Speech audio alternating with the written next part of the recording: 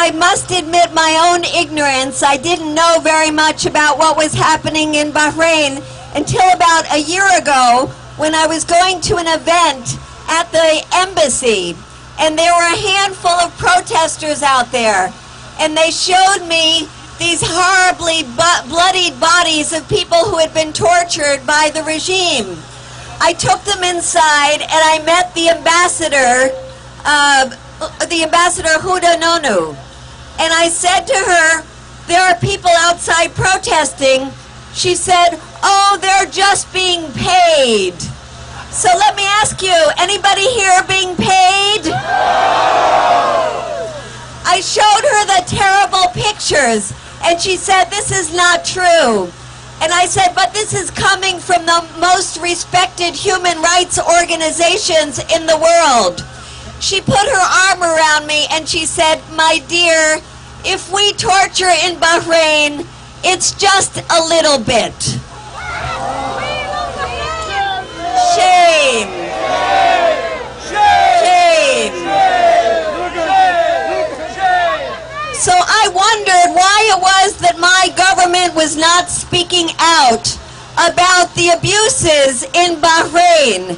And then I learned something here, that the home of the U.S. Fifth Fleet was in Bahrain. And I thought maybe that was one of the reasons the U.S. was not speaking out.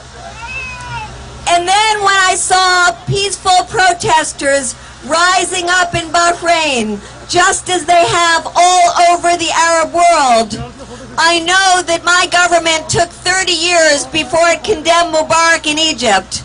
But I thought perhaps we had learned a lesson. And then when I hear my government saying Gaddafi must go, I wonder, why are they not saying the Khalifa regime must go? And then I realized that my government continues to sell weapons to the government of Bahrain. And then I discovered that the U.S. government is not only selling weapons to the Saudis, but has the largest $60 billion weapons deal in the history of weapons sales. And as you know only too well, those very weapons sold by the United States to the Saudi regime are being used against the peaceful protesters in Bahrain.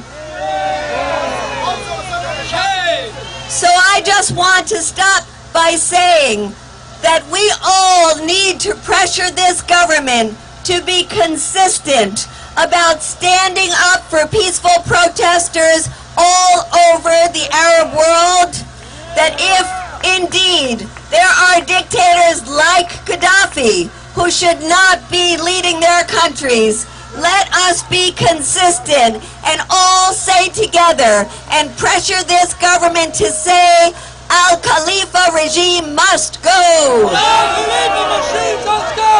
Al-Khalifa regime must go. Al-Khalifa